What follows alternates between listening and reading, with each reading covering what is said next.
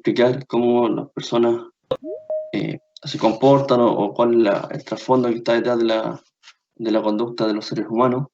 Y para eso también hay algunos investigadores o algunas áreas de la investigación básica que trascienden a los seres humanos y, por ejemplo, en la psicología del aprendizaje se plantea de alguna forma un continuo entre todos los organismos y de alguna forma plantean que el aprendizaje básico es de una forma más bien general y no necesariamente es propia de los seres humanos.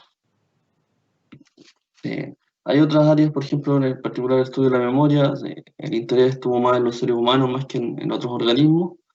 Y en este sentido, la mayoría de la investigación que hay con respecto a la memoria y sus procesos está más bien estudiada bajo los seres humanos y en un pequeño, digamos, una pequeña cantidad de casos con animales. En este sentido, cuando se habla de procesamiento de la información, ya se hace referencia a cómo las personas, de alguna forma, a nivel, por ejemplo, experimental, procesan la información y a partir de este procesamiento de la información emiten una conducta.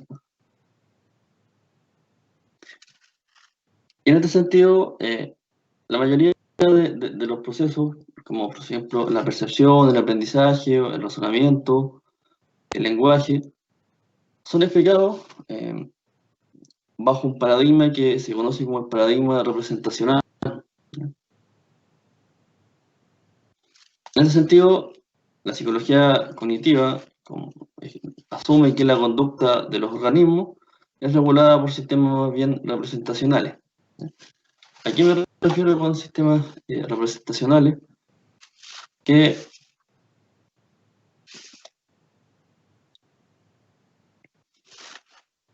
básicamente la investigación en tareas de procesamiento de la información, por ejemplo, un ejemplo de las tareas de procesamiento de la información son las tareas de razonamiento, en donde las personas deben emitir un razonamiento acerca de cómo resolver un problema. Y a partir de este análisis de cómo la persona elabora una respuesta para este problema, se asume que el procesamiento que hace es desde un enfoque representacional que básicamente asume que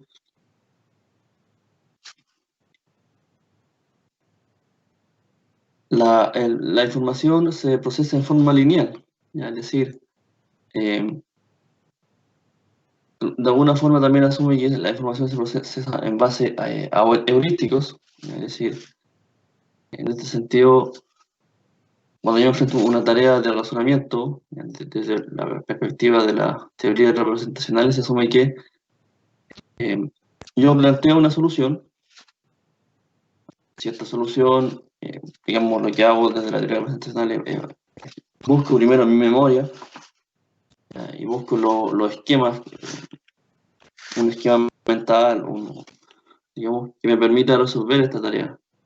Y si no es el caso, si encuentro un esquema que más se asemeje, si no me permite resolver la tarea, cambio el esquema, busco otro esquema, y así voy buscando, digamos, en mi memoria, cambiando un esquema por otro. Entonces lo que voy haciendo desde la teoría representacional es ir cambiando, digamos, los esquemas hasta encontrar la solución o hasta encontrar el esquema, digamos, mental que más se asemeja a la solución de la problemática.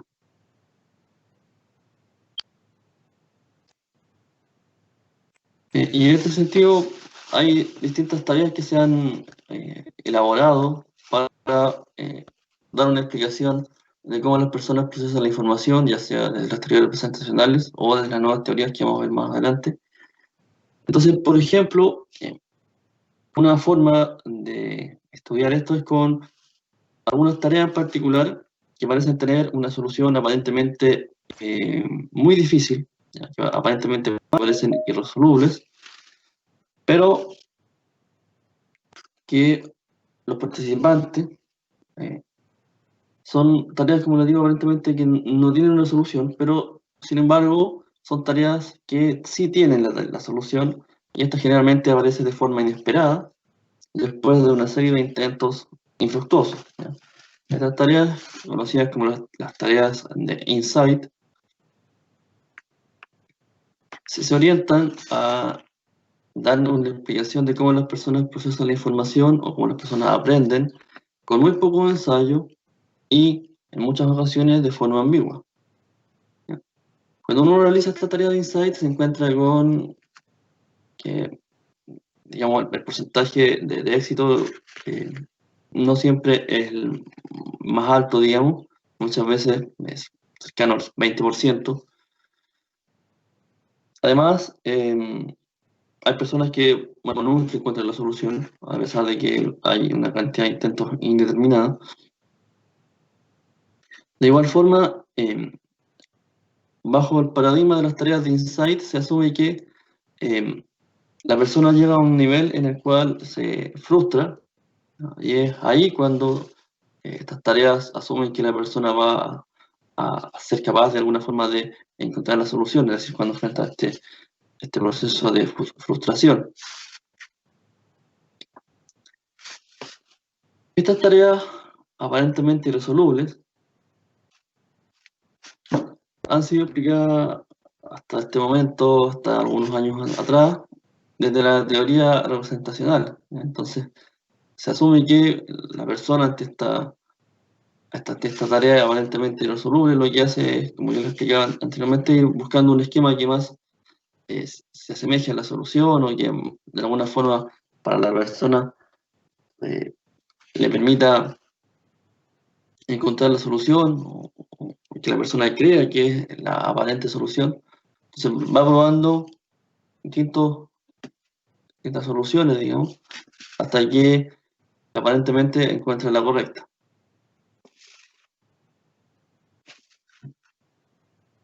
Entonces, la teoría que se utiliza en este momento, que son las teorías representacionales, ya, la teoría del cambio representacional, por ejemplo, de Olson, asume que la solución se basa en base a heurísticos, es decir, heurísticos como estos atajos para encontrar la información, o estimaciones en base a las probabilidades, es decir, estimaciones probabilísticas, es decir, qué probabilidad tiene de ser, decir, yo tomo de alguna forma busco la respuesta y veo qué tan probable es que sea la respuesta correcta. Entonces, lo hago en base a estimaciones probabilísticas y también heurísticas, es decir, busco un atajo a la respuesta o una respuesta que yo creo que es más, de forma más simple me permite encontrar la solución al problema al cual me enfrento. Profesor, ¿Sí? ¿podría explicar nuevamente la estimación probabilística? Ya. Sí, lo que pasa es que en general, cuando uno enfrenta una tarea, por ejemplo, de solución de problemas, mentalmente también hace una estimación de probabilidades, ¿ya? Es decir, eh, de alguna forma yo tengo, como decía en mi memoria, tengo una cantidad de información y yo recurro, por ejemplo, a mi experiencia previa. Entonces, por ejemplo, hay una tarea que vamos a ver más adelante, que es la tarea de las monedas, que consiste en que las monedas están dispersas en una plataforma y yo tengo que lograr que moviendo solamente dos monedas, estas queden en contacto con tres monedas, ¿ya? Y para eso yo lo debo hacer solamente en dos movimientos, es decir, un movimiento para cada una de las monedas, y yo debo lograr que estas queden en contacto con tres monedas. Entonces, probablemente, en base a las estimaciones probabilísticas, yo lo que hago es recurrir a mi memoria y buscar ahí las posibles soluciones, ¿ya? Y en este sentido lo que yo hago es estimar mentalmente cuál es la probabilidad de que una de las posibles soluciones que yo tengo en mi memoria sea la correcta. Entonces yo lo que, digamos, de alguna forma realizo es que eh, la que tiene mayor probabilidad la ejecuto como una solución, ¿no? Y así comienzo a alguna forma ir bajando hasta la que ya encuentro que tiene menos probabilidades y la subsiguiente. Entonces, de alguna forma yo realizo una estimación mentalmente probabilística para ejecutar, digamos, una solución en base a la que yo creo que tiene más probabilidad de ser la correcta. Entonces, probablemente, si yo tengo una experiencia previa, asumo que esa respuesta es la que tiene mayores probabilidades de ser la correcta, porque si la tarea es similar a la que yo realicé antes, lo más probable es que plantee esa misma solución como una solución a la tarea. Entonces, ¿a qué se refiere con la estimación probabilística? Que de alguna forma yo realizo alguna estimación de probabilidades mentalmente para plantear una solución a este problema.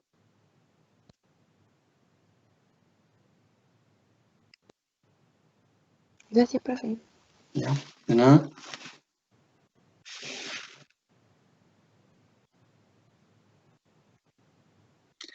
Entonces, la explicación es para encontrar la respuesta correcta basada en esta teoría del cambio representacional, ¿ya? Que principalmente lo plantea Orson.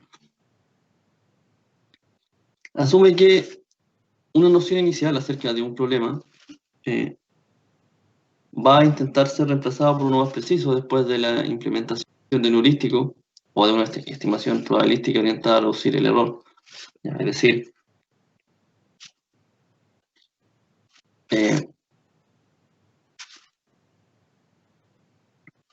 cuando yo tengo esta tarea de insight, donde yo tengo que buscar una sola solución, en general esa es la otra característica de las tareas de insight, que tienden a tender a una sola solución, es decir, no hay varias soluciones o respuestas correctas, sino que la respuesta correcta tiende a ser una, es decir, hay una solución. Entonces, desde este paradigma representacional, lo que yo hago es ir probando respuestas, asumiendo una por la otra. Primero, de alguna forma, busco el heurístico más, que es el atajo más breve y tiene mayor probabilidad de ser la correcta. Si no, busco otro y quizá probabilísticamente ya no es de los más altos, mayor probabilidad, pero busco de esta forma también reducir el error, es decir, asumo que si la primera respuesta no fue la correcta, probablemente la posibilidad de reducir el error con la siguiente va a ser cada vez menor. Yo voy a asumir que el error cada vez va a ser menor. Es decir, asumo que si la respuesta 1 no funcionó, ¿ya? Tengo mayor probabilidad de que la respuesta es 2 sí, y así la siguiente, por más que nada por el descarte de las soluciones. Es decir, si no era la primera, yo asumo que puede ser la segunda. Si no era la segunda, la tercera. Entonces voy asumiendo que el error, digamos, también se va reduciendo. Es decir, la probabilidad de encontrar la correcta cada vez debería ser mayor. Es como el azar, es decir, a medida que yo voy probando, digamos, debería haber mayor probabilidad de encontrar la respuesta correcta. Esto desde el paradigma del cambio desde una perspectiva representacional. Como yo decía, este cambio representacional asume que el procesamiento de la información es el resultado de un procesamiento más bien lineal. Es decir,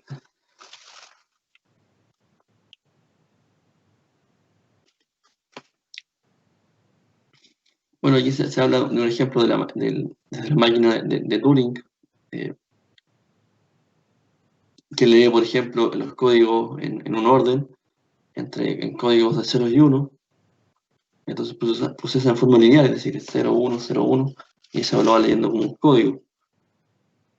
O procesamientos de información, como por ejemplo el que ocurre en la memoria, por ejemplo, cuando nosotros recibimos un input, lo procesamos en el cerebro y aparece un output, es decir, un procesamiento lineal en donde está el input, el procesamiento y el output. Es una visión más bien lineal de cómo se procesa la información. Es decir, yo recibo el input, que es esta tarea, proceso mentalmente, es decir, digo, bueno, tengo que resolver esta es la tarea, y acudo a mi memoria. Mi memoria hago una búsqueda de las posibles soluciones, primero de la forma heurística, es decir, la más corta, y ahí también de la que tiene mayor probabilidad de ser la correcta. Vuelvo al procesamiento y elijo la respuesta correcta, y la ejecuto como un output, como una respuesta. Es un procesamiento desde una perspectiva más bien lineal. Se asume que, por ejemplo, también la percepción ocurre desde una forma más bien lineal, es decir, yo percibo los estímulos, los proceso, de alguna forma acudo también a una representación mental y luego emito o ejecuto una acción. Entonces, también este procesamiento ocurre o es explicado desde una perspectiva lineal y desde lo que se asume como una teoría representacional del procesamiento de la información. Hay una teoría que es más bien nueva, ya, y que es transversal a distintas áreas y que se está implementando, como yo decía, hace muy poco tiempo. Y es un poco más compleja que las teorías anteriores, pero ofrece una explicación alternativa. Y esta teoría viene de los enfoques de cognición corporizada, basadas en las teorías de sistemas dinámicos.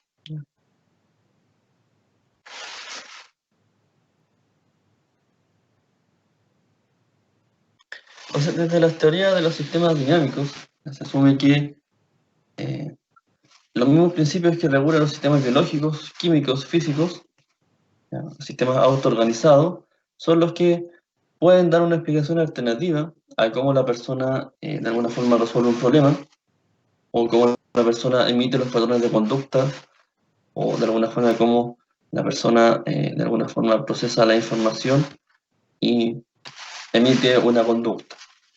Entonces, esta asume que hay un proceso que es más bien general, que es general a los sistemas biológicos, ¿ya?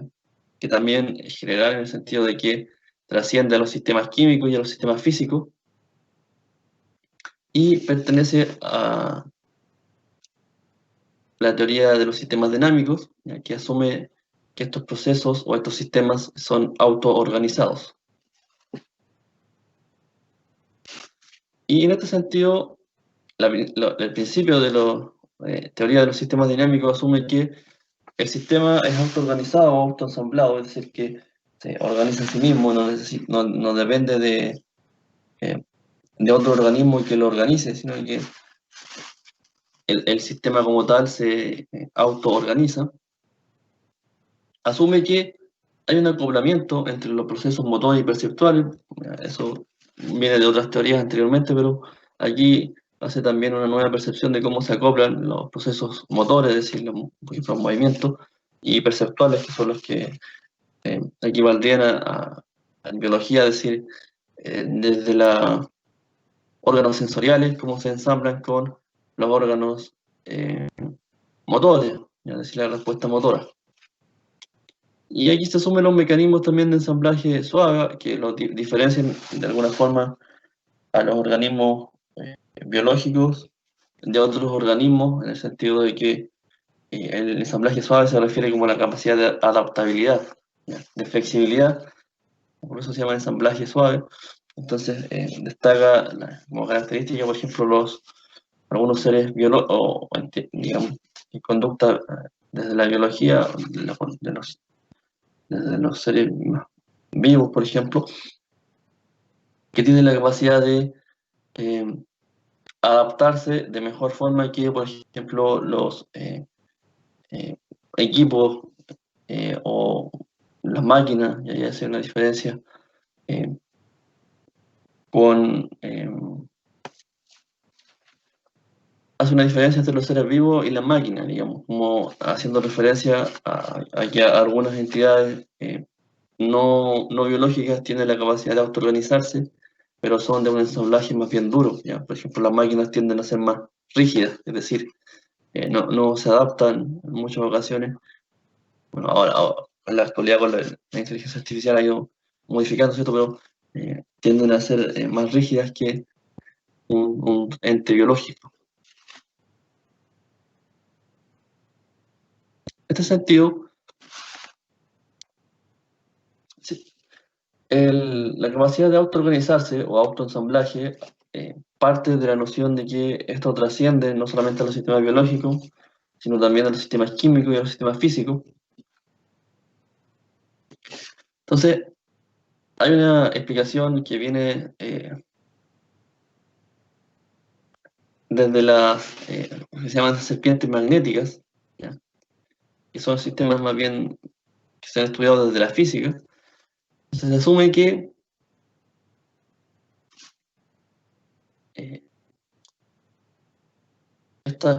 las serpientes magnéticas son esta especie de... eh, cuando se corta el metal, digamos, queda un residuo, ya que es como viruta metálica. Entonces esta lo que hicieron es que la colocan en una especie de plataforma circular, ya relativamente pequeña, eh, y lo que hacen es mover un imán con un patrón, digamos, en particular. Y lo que se observa es que esta viruta tiende a tener un patrón de conducta y se tiende a organizar de cierta forma. Entonces, se asume, a partir de esta, digamos, forma de procesar, que hay una autoorganización dentro de esta viruta, que, digamos, cómo se distribuye cuando una persona, digamos, pasa un imán cerca. Y también esto es explicado, por ejemplo, cuando a una persona, por ejemplo, se le cae un plato, ¿ya? Y nosotros observamos la distribución de los números de partes que caen. Entonces, por ejemplo, hay un porcentaje de partes que son más grandes, ¿ya? Probablemente sean 2 pedazos más grandes, digamos. Hay un porcentaje intermedio de trozos medianos, que por ejemplo podrían ser cuatro, cuatro, cuatro pedazos, y hay un porcentaje que son los pedacitos pequeños, que por ejemplo podrían ser 10 pedacitos pequeños.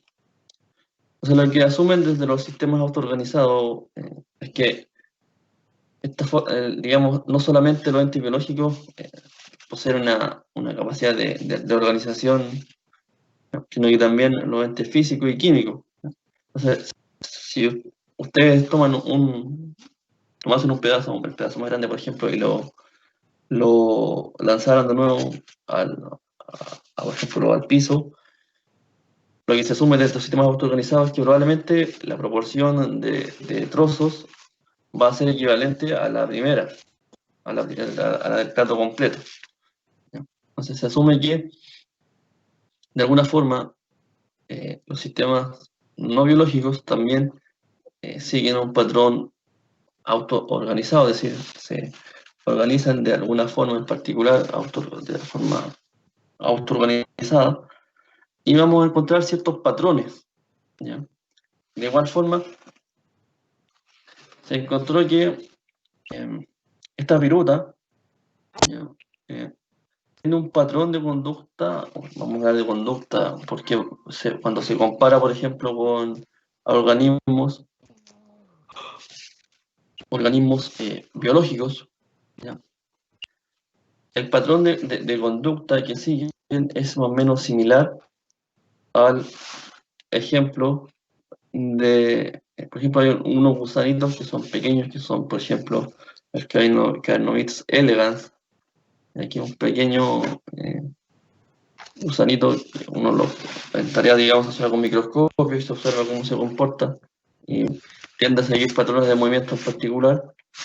Entonces se observa, o los investigadores, digamos, de esta área, observaron que los patrones de conducta son más o menos similares. Entonces, asumen que en este caso hay una autoorganización, es decir, no depende de la organización de otro organismo, sino que depende de este conjunto de individuos, ya, de alguna forma vamos a decirle individuos, que se autoorganizan y realizan o se mueven en formas o patrones en particular. Esta autoorganización se ha observado también en sistemas biológicos, ¿ya? Por ejemplo, hay una investigación que se hizo con las hormigas, en donde se observaba el camino, digamos, que sigue una hormiga. Si ustedes se fijan, cuando en verano las hormigas siguen como un caminito como que ellos tienen una huella química, digamos, utilizan las feromonas. Entonces, digamos, la hormiga que sigue va siguiendo el olor de la primera y así hay una huella, digamos, que dejan las hormigas exploradoras, que son las primeras que recorren, digamos, y dejan esta huella por el camino más corto, el mejor camino, digamos, para obtener el alimento. Entonces observaban que las hormigas, bueno, tienen muchas veces un camino particular y, por ejemplo, si uno les corta el camino, las hormigas se organizan nuevamente y toman otro camino. Entonces se observa también esta capacidad de autoorganización, es decir, no necesariamente depender de un líder, sino que como conjunto de individuos, organizarse y encontrar una ruta alternativa.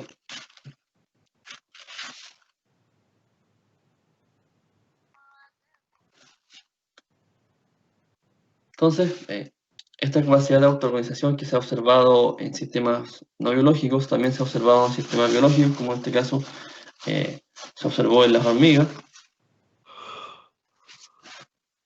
y también se ha observado en sistemas más complejos, por ejemplo, el ecosistema.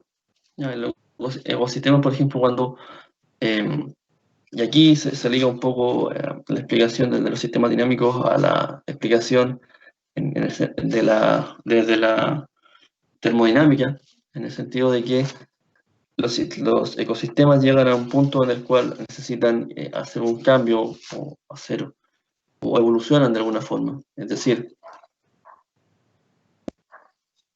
si aumenta, por ejemplo, la cantidad de herbívoros en un ecosistema, probablemente va a desencadenar también un... Bueno, eso viene previo, es decir, si la hierba, digamos, el pasto está mejor, probablemente van a haber una mayor cantidad de herbívoros, eso va a llevar también que posteriormente hay una mayor cantidad de carnívoros, ¿ya? Porque hay más presas.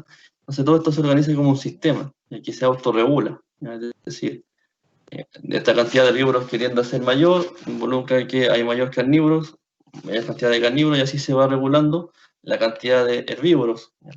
Como hay más hierba, hay más herbívoros y por lo tanto consume más pasto y de alguna forma también se regula la cantidad de pasto, por ejemplo. Son sistemas que se autorregulan, ¿ya?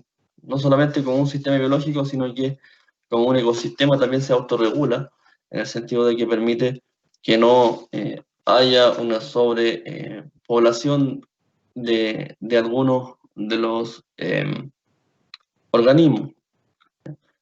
En muchas ocasiones, cuando se introducen especies nuevas, ocurren estas desregulaciones, digamos, de estos ecosistemas, porque ya el sistema como tal no es capaz de regularse como tal. El sistema se organiza con los elementos que son propios del ecosistema, y cuando, por ejemplo, se introducen especies nuevas, rompen con esta cadena y ahí en la autoorganización ya pierde un poco la capacidad de llevarse a cabo.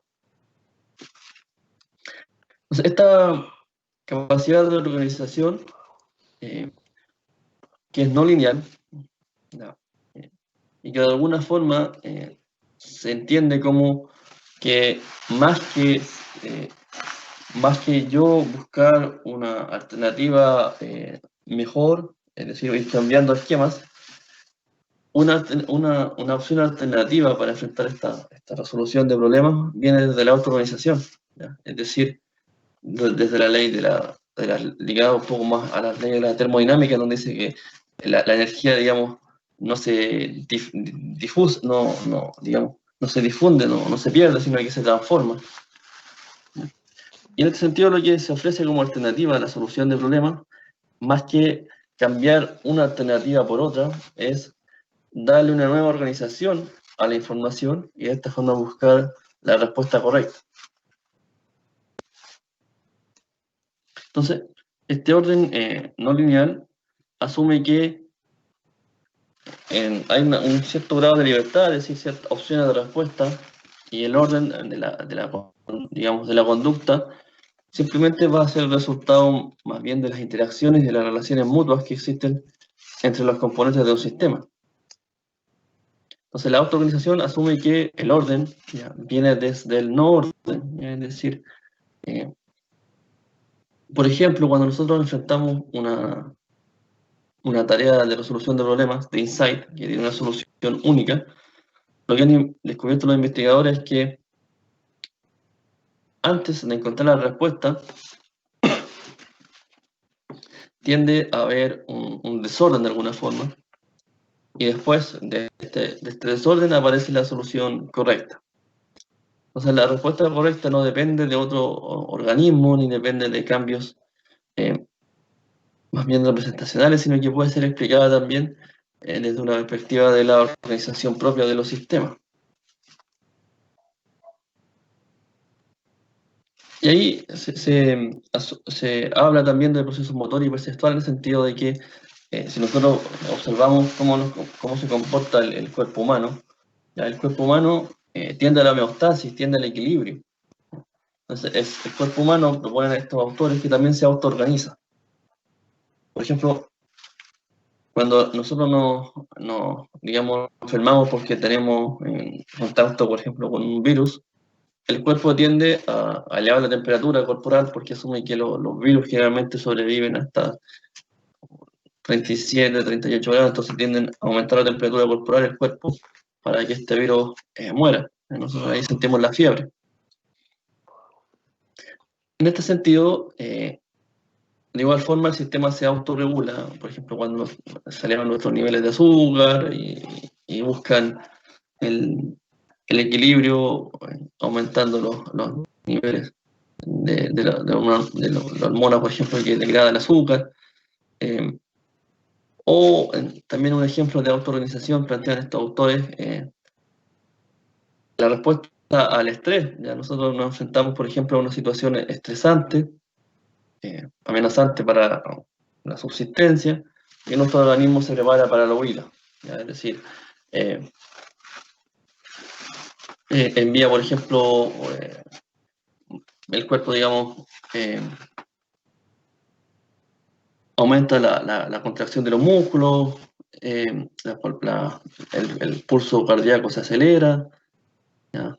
La presión sanguínea también se acelera, porque el cuerpo se prepara de alguna forma para huir ante la amenaza. ¿Ya? Una vez que la amenaza ya se fue o no está presente, el cuerpo vuelve al estado normal, y todo esto lo hace en un proceso de autorregulación. El cuerpo, digamos, se autoorganiza.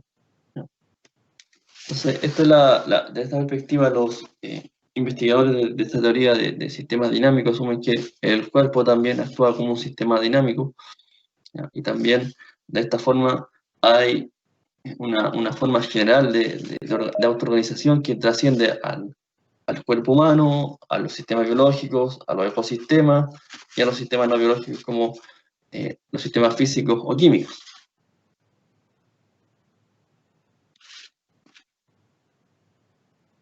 Entonces, hay evidencia que sugiere que puede haber un acoplamiento entre la percepción que yo tengo de los objetos y la acción que yo realizo para resolver esta problemática, ¿ya? Digamos, para emitir una conducta.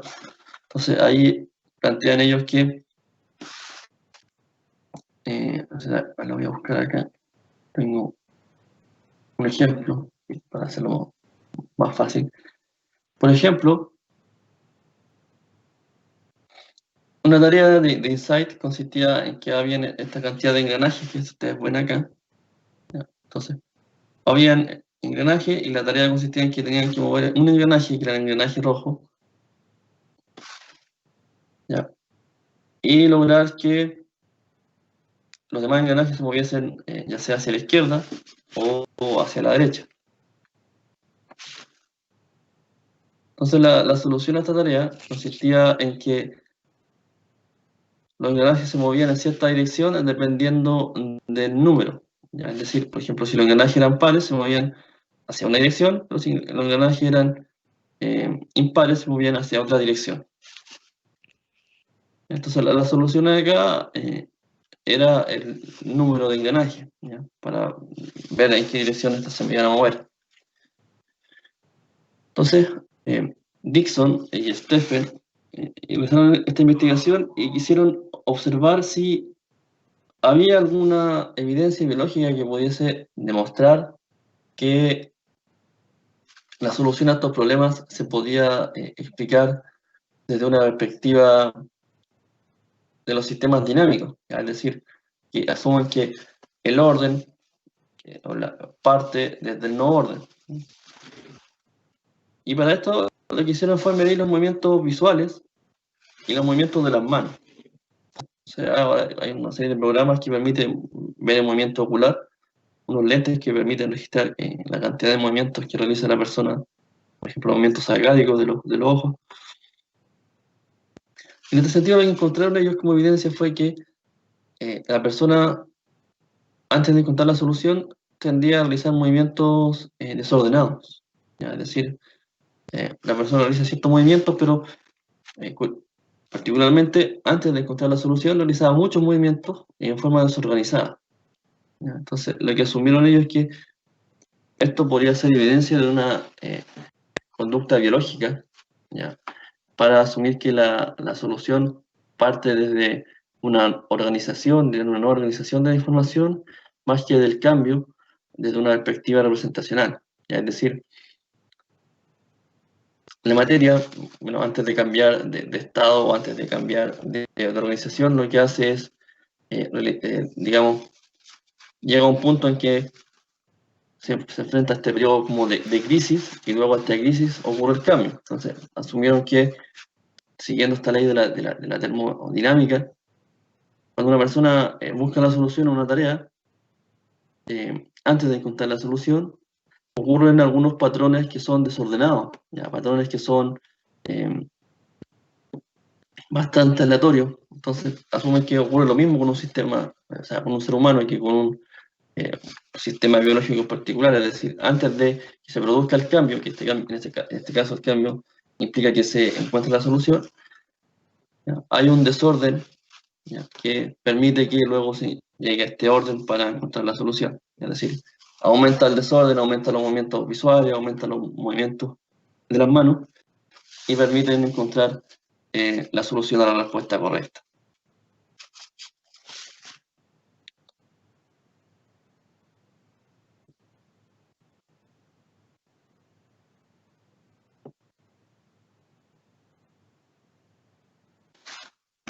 Como yo les decía, generalmente se asume que esto ocurre bajo mecanismos que se denominan mecanismos de ensamblaje suave, que son sistemas que son más flexibles, que permiten el moldeado del comportamiento de forma más flexible.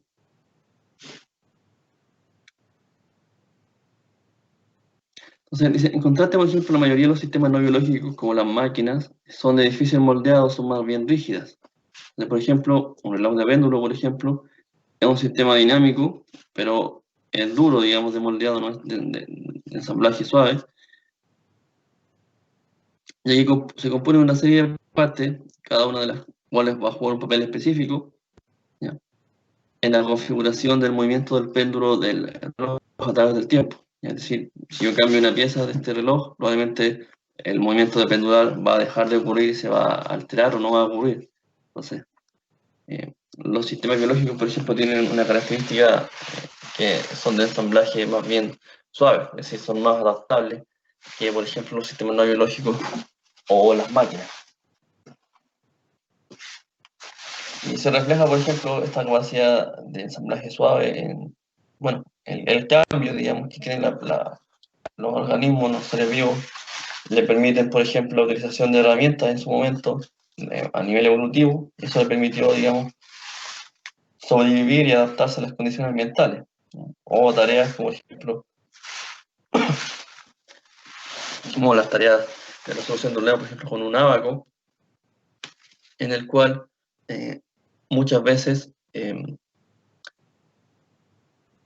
permite la capacidad de adaptarse, es decir,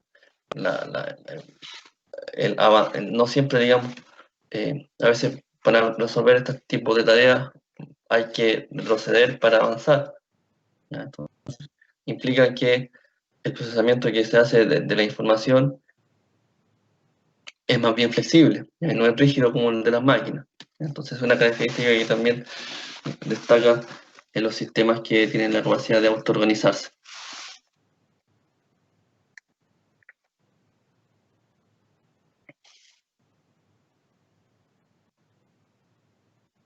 Y hay algunos ejemplos que también ofrecen una explicación desde el sistema dinámico. Por ejemplo, se explica que hay una correspondencia desde el ambiente, lo físico, lo social, lo cultural, la conducta, la actividad neural y la actividad genética. Entonces se asume que hay sistemas que no son lineales, que tienen múltiples causas y que no resultan estas causas siempre tan obvias. Entonces, por ejemplo, se hizo un estudio con algunas avispas y se encontró que dependiendo de dónde está hospedada, digamos, o dónde se ubicaba o se desarrollaba, por ejemplo, si se ubicaba en el nido de una mariposa, le salían alas, ¿no? Pero si estaba en el nido de una ciálida, no tenía alas. Entonces, ellos ofrecieron una explicación que iba desde lo genético, es decir, cómo, digamos, genéticas similares de alguna forma podían tener resultados diferentes, es decir, que una avispa tuviese alas o que no tuviese alas, ya dependía un poco del ambiente. Entonces, ellos decían que el desarrollo de esta avispa no era lineal, es decir, no.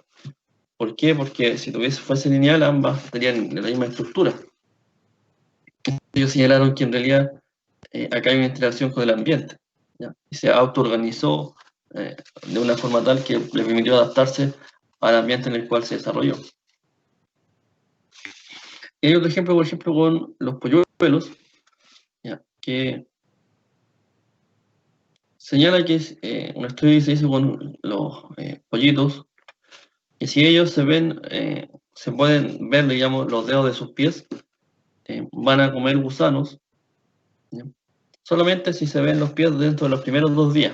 ¿Ya? Por ejemplo, a un grupo de pollitos no se les permitió verse los dedos de las patas durante los primeros 2 días y después se observó que ellos no desarrollaron la capacidad de comer gusanos. Entonces, solamente, digamos, un cambio en un momento dado provoca que la conducta cambie. Es decir, ellos asumieron que la conducta no es lineal, porque si hay un cambio en cierto momento, la conducta cambia, se autoorganiza. ¿Ya? Es decir, la conducta es dinámica, ¿ya? No es rígida, no es lineal. ¿Ya? Hay una dinámica que implica que si en algún momento hay un cambio en particular, va a ocurrir un cambio que permita adaptarse y va a haber un cambio, digamos, que va a representar que la dinámica de la conducta también no es rígida. Y el último ejemplo, hay un ejemplo con los monos ardilla, y se observó que solo evitaban el contacto específico con una especie de serpiente si se alimentaban de algunas especies de insectos en específico durante su crianza.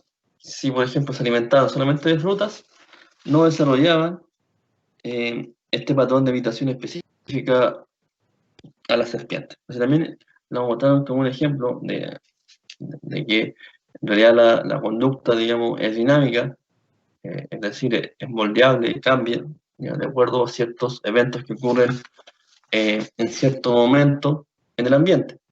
Entonces se asumía que la conducta de estos monos tampoco es lineal, es decir, no necesariamente nacen, digamos, y se desarrollan temiendo esta serpiente en particular, sino que dependía de un evento, ¿ya? En cierto momento, y que si este evento no ocurría, digamos, ocurría, los monos, digamos, no le tenían temor a la serpiente. Entonces también observaron que, o plantearon más bien dicho, que de alguna forma esto representaba un ejemplo de que los sistemas no son rígidos, los organismos no son rígidos y se van adaptando y por lo tanto los sistemas no procesan en forma lineal, no hay que puede haber un desarrollo no lineal, ¿ya? Desde digamos, un sistema más bien dinámico que se autoorganiza dependiendo del ambiente social, cultural, digamos, y de las interacciones que hay.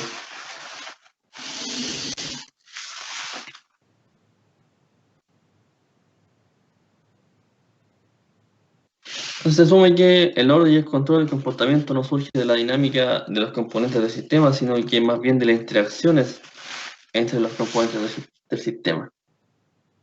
Entonces se asume ya que la interacción que hay entre los componentes del sistema permite eh, dar una explicación a los procesos sociales, culturales, procesos mentales individuales, procesos de tareas de respuesta, procesos de agente medio ambiente en tiempo real o procesos de sistemas nerviosos, todo puede ser observado desde la teoría de los sistemas dinámicos. Y ya, bueno, más que nada, la idea es que darle a conocer este tipo de procesamiento, ya la explicación y la estimación que se hace de esto es mucho más compleja y no, más que nada yo quiero darle un digamos, conocimiento también conceptual. Entonces hay evidencia que permite dar una explicación a estas tareas a través de tareas de procesamiento visual de estímulos, tareas de aprendizaje predictivo o tareas de resolución a través de los insights. Como bien lo señalaba, Stephanie y Dixon llevaron a cabo una serie de experimentos en los cuales desarrollaron un programa de investigación para explicar el fenómeno de insight encontrando conductas que presentaban características dinámicas previo al descubrimiento de la solución correcta. Sí, les señalaba anteriormente el ejemplo de los engranajes, en el cual eh, midieron la respuesta correcta de los sujetos, ya, y observaron sus movimientos de manos y sus movimientos oculares y señalaron que poco antes de encontrar la solución, eh, los sujetos tendían a realizar movimientos bien aleatorios, ya, es decir, movimientos desorganizados que surgían antes de esta nueva organización que era la solución a este problema. Para eso se han desarrollado una serie de experimentos, como ya les señalaba, como el experimento de la moneda, en el cual se presentaban 4 configuraciones, ya, un experimento del cual eh, yo formé parte que en la aplicación. En ese sentido se quería ver si había ciertas claves que favorecían eh, la respuesta correcta. ¿Ya? Y para esto, una de las claves era el nivel de agrupamiento. ¿Ya? Por ejemplo, A y B eran las condiciones que estaban agrupadas, D y E eran las condiciones que estaban desagrupadas. Y había otro tipo de clave, otro tipo de manipulación experimental que correspondía a la dimensionalidad. Es decir, si usted, en la configuración B, por ejemplo, la moneda E está montada sobre la B, y acá en la E, la moneda B está montada sobre la A. Entonces, la solución o sea, el problema este consiste en que la persona con dos movimientos tiene que lograr que estas monedas queden en contacto con las otras tres. ¿Ya? Es decir, yo puedo mover una vez cada ficha o cada moneda y debo lograr que ésta quede en contacto eh, con las otras tres.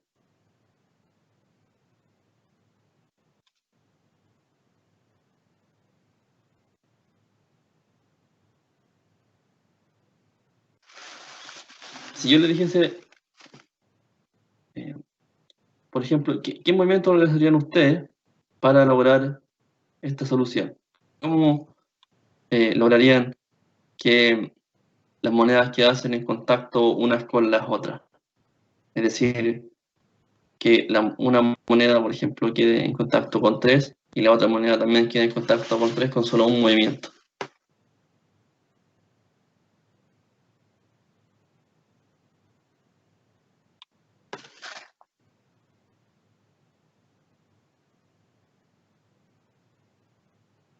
¿Se le ocurre una solución a esta tarea? ¿Cómo, profesor? Si yo les preguntase, ¿cómo ustedes lograrían que una moneda o una ficha, con un solo movimiento, quedase en contacto con 3 restantes?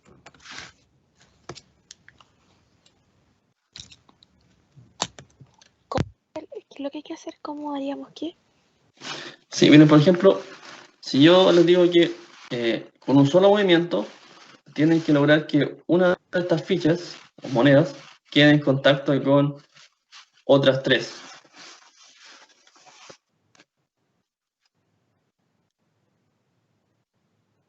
Ay, qué raro, porque Pero son... profesor, en ese momento, ¿cómo están ordenadas las monedas para yo Así, poder hacer el movimiento?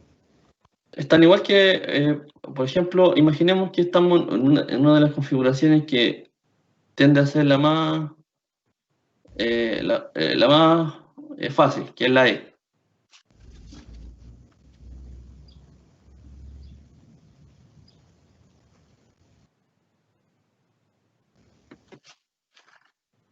Se les ocurre una solución así rápida, no importa que no sea la correcta. ¿Sí?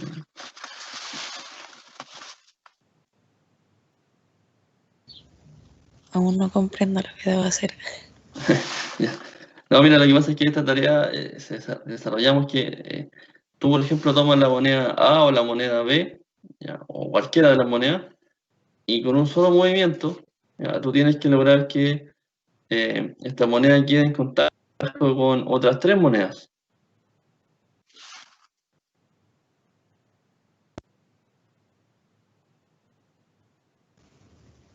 Mover la moneda A hacia uno de los grupos de 3. ¿Ya? Pero ¿cómo la moverías, por ejemplo? Fíjate que ahí hay números, ¿ya? Hay cuadrantes. Por ejemplo, ¿dónde dejarías tú la moneda más o menos? Así. Debería ser la B si es que está sobre la A. Moverla hacia, no sé, pues hacia el número 20. Ah, no, pero tengo que juntar 3. Sí,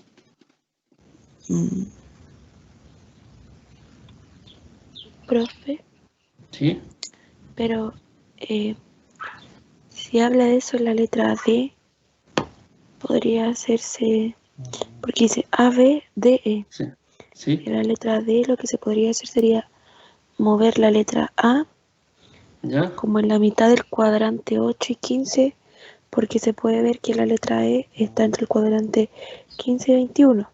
sí, Entonces la letra A estaría topando con... ¿Con cuántas letras quiere que tope? ¿Con 3 o con con 2? 3, con 3, Yo tengo una.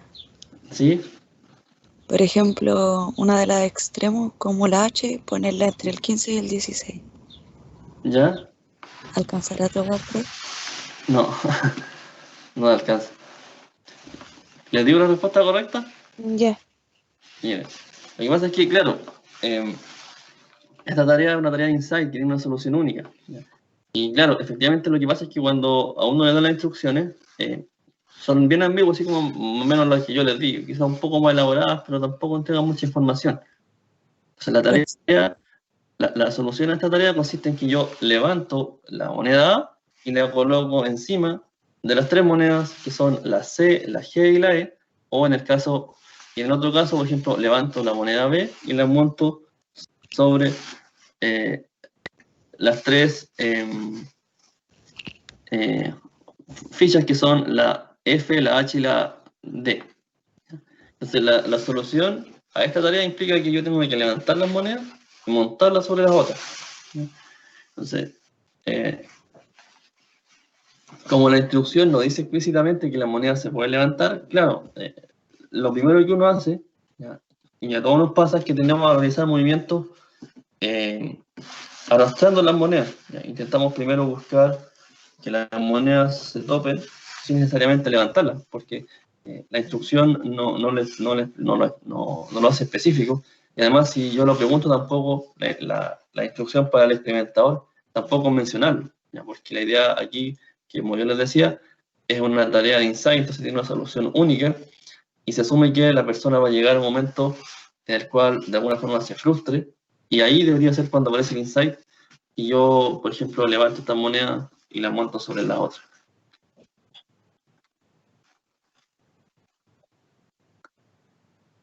Esa es una tarea de insight. No sé si me entienden. Es como pensar, Claro, lo que pasa es que son soluciones que no son evidentes, y claro, los porcentajes de respuesta correcta aquí no eran tan altos. Y, por ejemplo, claro, nosotros también contamos la cantidad de ensayos que se demoraban las personas en, en responder el problema de forma correcta, y la mayoría tomaba muchos ensayos, y fueron casos muy puntuales en los cuales, por ejemplo, lograron el primero o segundo ensayo, fueron los mínimos. Entonces, es una tarea que, digamos, es explicada también desde la perspectiva de la dinámica del sistema, en el sentido de que se asume que la persona va a llegar a un nivel tal de frustración en el cual debería haber esta nueva capacidad de organizar la respuesta, de organizarse de tal forma que la persona encuentre la solución que levantando eh, la moneda va a encontrar la respuesta correcta. Se asumía que la configuración es la más fácil. ¿Por qué? Porque daba la pista de la agrupación, ¿ya? Que, digamos, no estaba presente, por ejemplo, en A y B. Y además daba la clave de la dimensionalidad. Es decir, al estar una moneda montada sobre la otra, se pretendía que diese la pista, digamos, de que la persona podía levantar la moneda. Y se hacía un poco más evidente, digamos, el movimiento. Entonces, se asumía que la configuración es la más, eh, era la más fácil de todas, digamos. Entonces, cuando se observaron las probabilidades, se observó esta tarea, digamos, en niños y en adultos, se le hizo el experimento.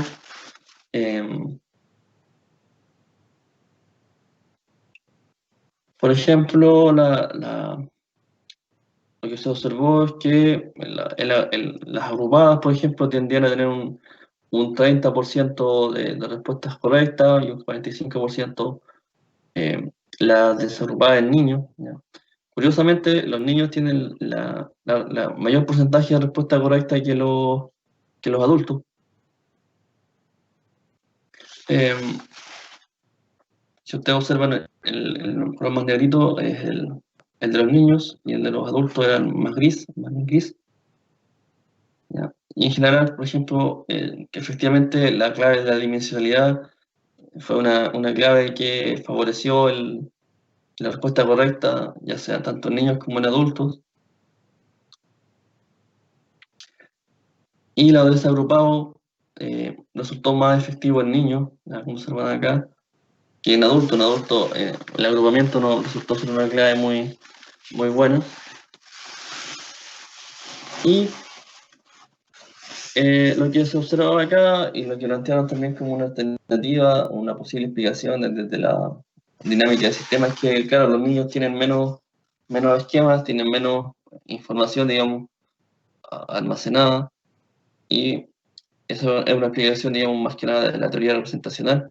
Y en la explicación alternativa de la teoría de sistemas dinámicos, que es esta nueva alternativa, asumía que de alguna forma los niños tenían una capacidad de autorganización mayor, digamos, tenían más flexibles, eran una mayor capacidad de adaptación que los adultos. Por lo tanto resultaba más fácil resolver este tipo de tareas. Y se desarrolló otro experimento en el cual consistía también en una tarea, esta más que nada era de razonamiento, ¿ya? Y se presentaban un video en el cual habían dos frascos con una cantidad de aluminios en su interior, y por ejemplo la cantidad de aluminios en el interior podía variar, ¿ya? Y también variaba en el sentido de que dependía del tamaño de los frascos. Entonces, por ejemplo, había frascos grandes, medianos y pequeños, y podían contener, por ejemplo, los frascos pequeños hasta 3 aluminios, los frascos medianos hasta 4 y los frascos grandes hasta 5. Entonces, en lo que consistía la tarea es que se presentaban en 2 frascos. Primero se mostraban los frascos vacíos y los aluminios afuera. Después se mostraban los frascos con el aluminio en el interior. Y después se mostraban con una persona, como se observa acá, no sé si se observa muy bien, pero acá anda aparece 1500 acá abajo, en un estanque con agua. Y se le preguntaba a la persona si, en 2 condiciones, en una se le preguntaba cuál de los frascos que había que se iba a hundir más lento, y en la otra condición era cuál de los frascos se iba a hundir más rápido. Es decir, preguntaba si el hundimiento iba a ser más rápido o más lento.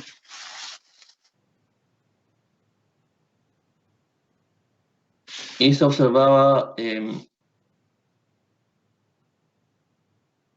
la tasa de respuesta correcta en el sentido de la configuración de los frascos. ¿Ya?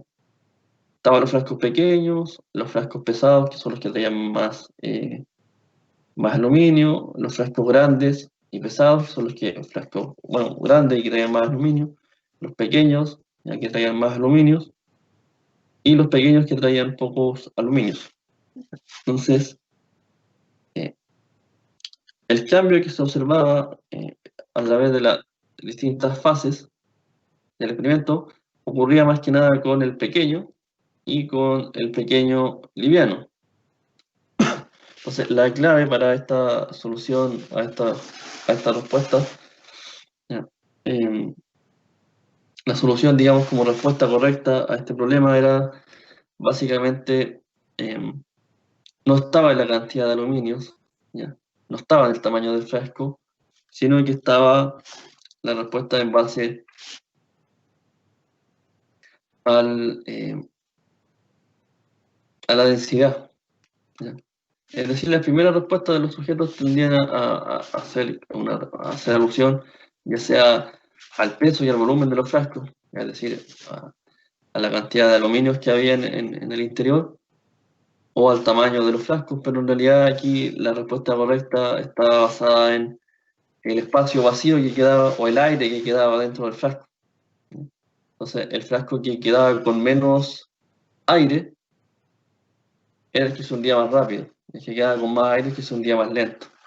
Entonces, en esta tarea no se hacía ninguna alusión a eso, sino que las primeras respuestas de las personas tendían a ser que el peso, digamos, era una clave en el sentido de que las que tenían más aluminio eran la respuesta correcta, o el volumen de alguna forma, es decir, el tamaño del frasco era el que determinaba la respuesta correcta. Básicamente eso era otra tarea de resolución del problema, que también tiene una explicación, o se observó en este caso, aquí se observó el movimiento ocular, ¿ya? En fases posteriores, con unos lentes que hay especiales que permiten registrar el movimiento ocular que las personas realizan al momento de resolver esta tarea.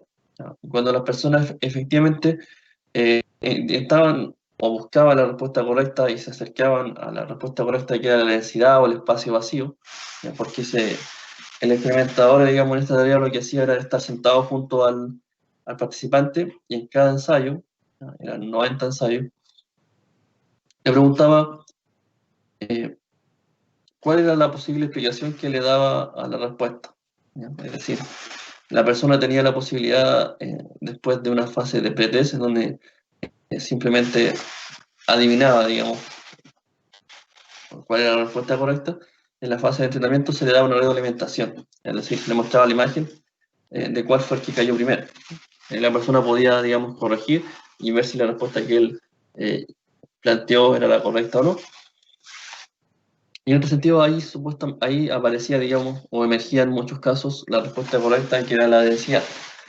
O sea, en cada ensayo se le preguntaba a la persona cuál creía él que era la respuesta correcta.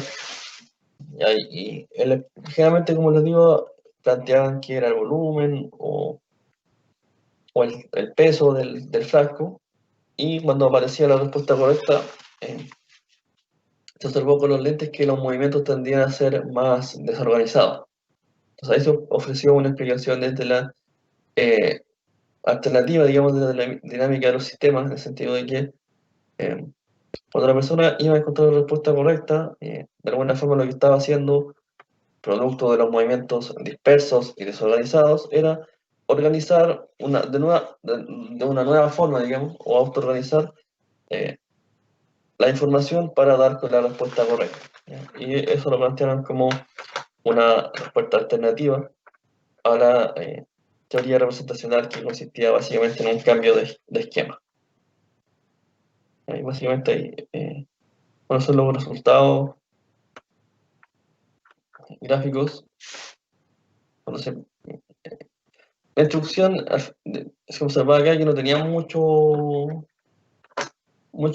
digamos, efecto. Es decir, si me preguntaban cuál es un día más rápido, cuál es un día más lento, no teníamos, los gráficos solían ser más o menos similares. Y al parecer el hundimiento rápido, eh, digamos, hacía que inicialmente les costase un poco más encontrar la respuesta correcta, ¿ya? Porque el gráfico muestra menos porcentaje, menos proporción de respuesta correcta en comparación al hundimiento lento. Y vemos que el patrón que de alguna forma determinaba la respuesta correcta, ¿ya? Dado que cambiaba a lo largo de los ensayos, era el patrón de la pequeña liviana. Es decir, esa configuración de frascos permitía dar con la solución, porque observan que principalmente eh, al inicio la respuesta tendía a ser más bien errónea, el porcentaje de respuesta correcta era pequeño, y a medida que pasaban los ensayos, eh, tendían a dar respuestas correctas. Entonces, se observó esto, que esta es la configuración, la roja, digamos, la pequeña liviana, la que permitía dar con la solución, que era la densidad del frasco, la que ofrecía una alternativa correcta a esta tarea.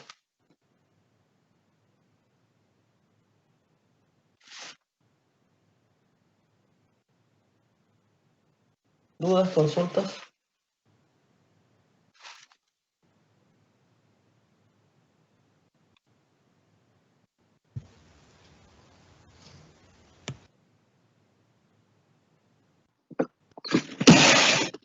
Yo no entendí bien la última diapo, la 27, Ya. ni la 26. 26 y 27. Ya, sí, no, básicamente quería mostrar un ejemplo de un experimento que se hizo en el cual se daba una explicación desde una perspectiva dinámica más que de una perspectiva lineal o representacional. Y básicamente consistía en un experimento del cual se presentaban dos frascos con aluminio, su interior, que unos discos de aluminio, discos que eran iguales en peso y en forma, y lo que cambiaba, digamos, de un frasco a otro era el tamaño del frasco.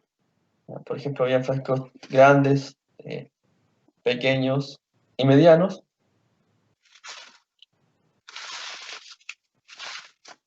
y la cantidad de discos de aluminio que podían haber en el interior del frasco. Entonces, se presentaban distintas configuraciones, ya, por ejemplo, frascos grandes con poco aluminio, frascos grandes con mucho aluminio, frascos medianos con muchos, pocos con aluminio, y también pequeños con alto aluminio o con poco aluminio. Y se le preguntaba a la persona de dos formas: ¿cuál creía que se iba a hundir más rápido o cuál creía que se iba a hundir más lento? ¿Ya? Y en ese sentido, la respuesta correcta, al inicio, digamos, los participantes lo que hacen es contar los aluminios, ¿ya? Y asumen que el que más pesa es el que se va a hundir más rápido. Entonces, por ejemplo, contaban el aluminio y decían, bueno, este tiene más aluminio, por lo tanto se va a hundir más rápido que este. ¿Ya? Pero en realidad, la respuesta correcta no dependía de la cantidad de aluminios, ni tampoco dependía del tamaño del frasco, sino que la respuesta correcta dependía de la densidad que había en cada uno de los frascos, es decir, del espacio vacío, o el aire que quedaba adentro del frasco. Es decir, cuando había más aire se hundía más lento que cuando tenía menos aire. Y como yo le decía, habían configuraciones, por ejemplo, los frascos pequeños, los frascos pesados,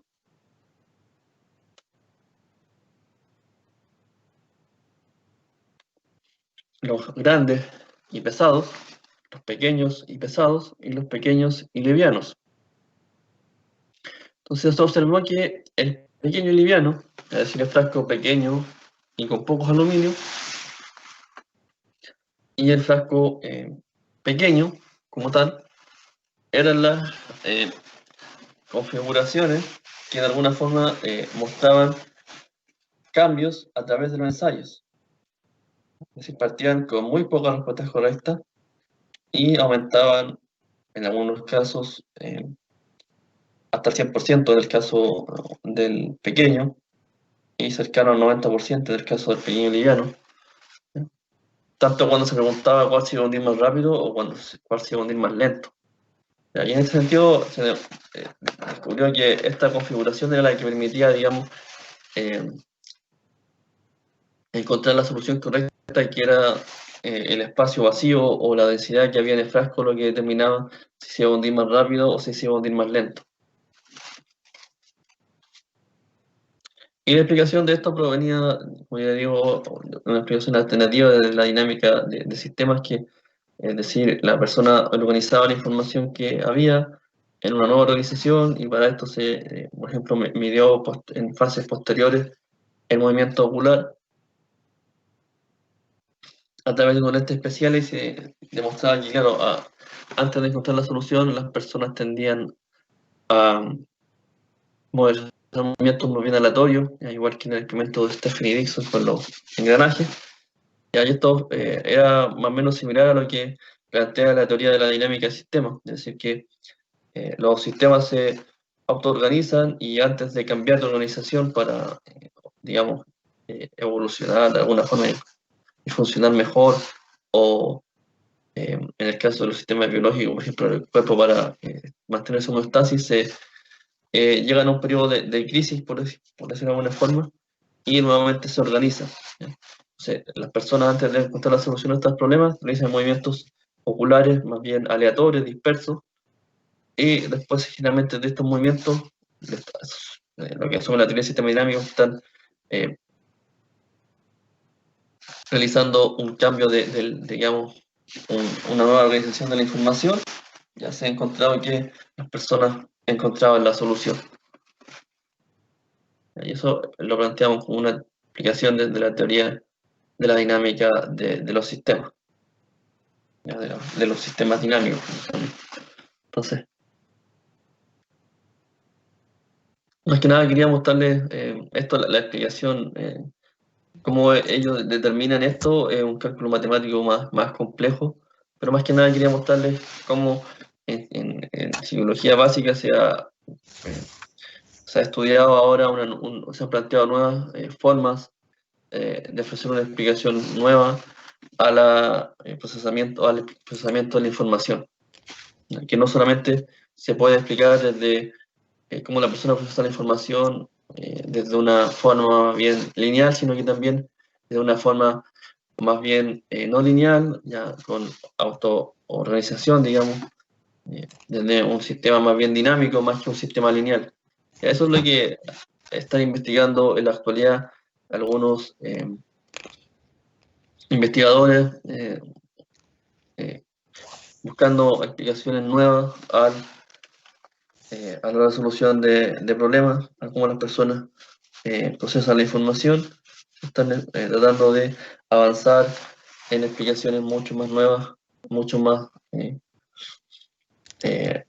generales, que permiten, digamos, trascender a los sistemas biológicos incluso. Eso más que nada quería mostrarle esta investigación que es relativamente nueva y que de alguna forma es bastante interesante. No sé si tienen más dudas o más consultas.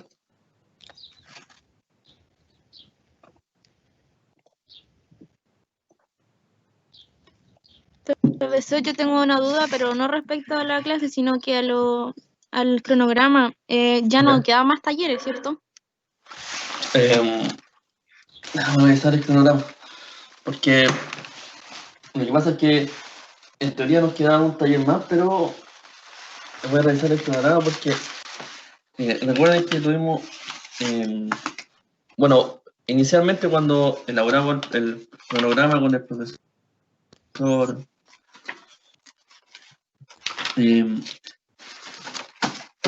no contábamos con la información de la semana de receso, digamos, que fue hace 2 semanas atrás, y tampoco contábamos con la semana de marcha blanca, que fue esa semana que no se podían evaluar ustedes, y en ese caso tuvo que desplazarse la prueba. Recuerden que primero tuvimos que moverla a la semana, por la semana de receso, y después tuvimos que moverla por la semana de marcha blanca. Entonces eso implicó que yo también tuve que mover un taller, y estoy buscando acá, y tenía la planificación impresa, que la voy a buscar para hacerlo más rápido. Entonces me parece que yo tenía que hacer más taller, pero producto de ya, vamos a revisar.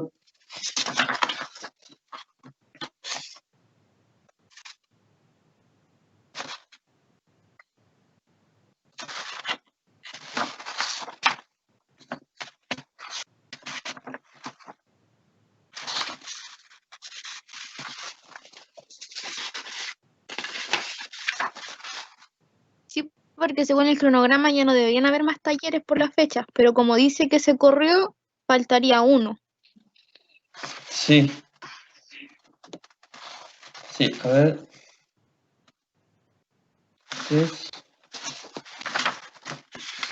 Sí.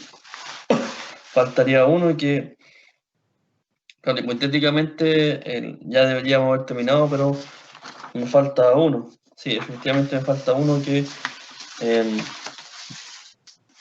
probablemente a ver, según el cronograma, las clases terminan en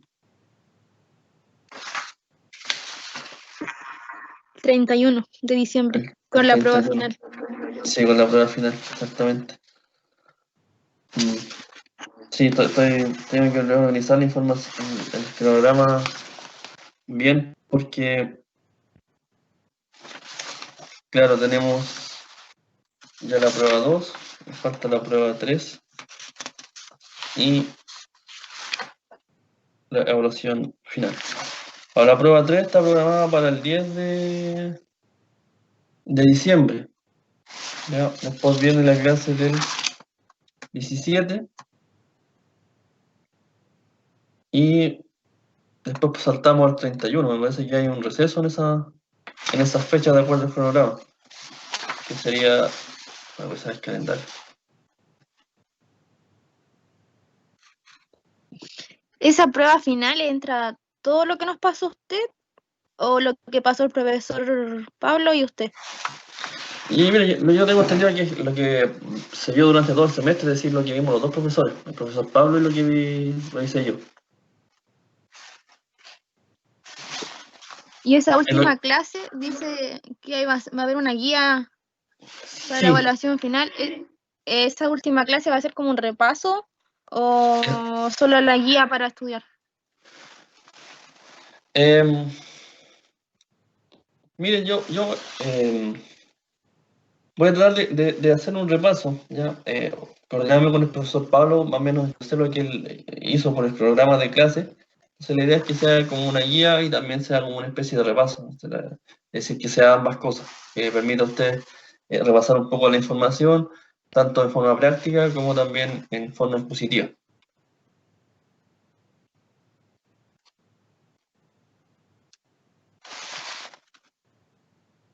Claro, efectivamente hay el 17 de diciembre es la guía esta de repaso, y luego viene el 24 del 31 que no aparece en el calendario, yo creo que por obvias razones, porque como, digamos, están muy pegados a Navidad y Año Nuevo, entonces esas dos clases no aparecen en el programa porque están, no son clases, digamos, están suspendidas.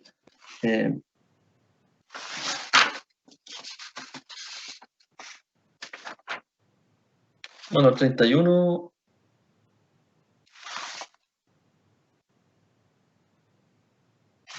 No, 31 aparece la clase, perdón, el 24 es cuando no aparece la clase. Ya, voy a confirmar esta información, ¿ya? Porque en su momento desarrollamos la planificación. Ya, voy a repasar esas últimas fechas, ¿ya? Por lo que yo consulté, se mantenían las fechas de la última vez que yo pregunté. Estas fechas se mantenían ya, digamos, las fechas de término de semestre. ¿Ya? Así que, digamos, esas fechas se deberían conservar con respecto a la prueba. Y me faltaría solamente el taller que tengo pendiente, ya que es el taller 3, digamos, de lo que estoy haciendo yo, o taller 6, como dice la planificación, por el total de los talleres, que ya debería ser la próxima semana. Ya que estaba 26, debería ser el 3 de diciembre. Y con eso cerraríamos los talleres y después ya vendría la prueba 3, el 10, y la evaluación final que está fijada para el 31 de diciembre. De todas formas voy a consultar nuevamente por la evaluación final, la evaluación integrativa. Sí, profesor. Y la última la prueba 3 va a ser el mismo formato que ha estado haciendo ahora, ¿cierto? Sí, la prueba la prueba que yo voy a hacer, digamos, sí, la prueba 3. Y la prueba integrativa, La integrativa todavía no sabe. no, esa tengo que coordinarme con el profesor Pablo, porque, digamos, como es una prueba de todo el semestre. Ya, ¿Profe, tengo no se deberían hacer pruebas con usted? o sea, en realidad nosotros, ustedes ya tuvieron la prueba 2, entonces faltaría solamente la prueba 3 y el taller, conmigo, más la prueba integrativa, que de alguna forma es una prueba de todo el semestre, digamos, de toda la materia del semestre. Profe, ¿y eso coordinaría con las fechas? Porque ¿cuántas clases quedan que tengan que ser teóricas? Sí, hasta el momento aún digamos, mire, lo único que se desplazó fue el taller, ¿ya? Que el taller, bueno, el taller de la prueba 2, pero finalmente la prueba 2 no, digamos, no me implicó que tuviese que mover la clase, digamos. Lo que sí tuve que compactar un poco la materia porque, digamos, esa semana de receso no estaba inicialmente en la unificación original. Entonces, la prueba 3 está para el 10 de diciembre, ¿ya? Y eso aún se puede mantener, digamos, me quedan pendientes la clase del 3 de diciembre y ahí ya pasaría lo que me falta de materia. Luego, esa semana del 10 estaría la prueba 3 y el 17 la prueba de... no, perdón. El 17 está el receso, o sea, no el receso, el repaso. ¿Y el taller cuándo sería? El taller es la próxima semana, el 3. Ya. El taller, esta vez lo voy a hacer un poco más simple, ya no voy a explicar tanto. No voy a tratar de ligarlo no tanto con la estadística, ya, sino que voy a hacer un taller más aplicado, más simple. Que hubo talleres anteriores. En la próxima semana vemos ya lo último de la investigación, como yo le decía, ligando un poco a la investigación en psicología clínica, y desde la psicología básica, y también brevemente también lo de la psicología social en la investigación básica, cómo se realizó, y con eso ya cerramos la materia y de ahí ya continuamos con la evaluación y con el repaso y estaríamos ya finalizando el semestre en diciembre. Igual voy a consultar por la fecha porque, bueno, yo recuerdo que cuando elaboramos las evaluaciones estaban así, de esta forma las fechas ya, pero de todas formas lo voy a consultar. Ahora me llama la atención que el 24 no se haga clase, pero el 31 sí, así que voy a revisar el programa si es que está correcto en su momento o si hay alguna modificación. ¿Sí? Eso es debido a que es una universidad católica y el 24 hacen actividades. Ah, entiendo. Ya. Gracias por la información, Gil. Entonces eso sería, profe, ¿cierto? Sí, nos quedarían, digamos, 3 evaluaciones que son un taller, una prueba y la prueba integrativa. Sí, Ya, profesor. ya. Y por Vamos, favor, de revisarnos el taller a los que sí, no salíamos en el Excel, por favor. sí, ¿era solamente tu grupo o hay otro grupo más? Creo que hay otro grupo más, otra compañera que su nombre no salía y que se los habían enviado. Ya, si quieren me lo dan a conocer. Pues sí. Bueno, ahora estamos un poquito pasados del break ya. Si quieren hacemos ahora el break de las 10 hasta las... Bueno, hasta las 19 ya, hasta las 10:29.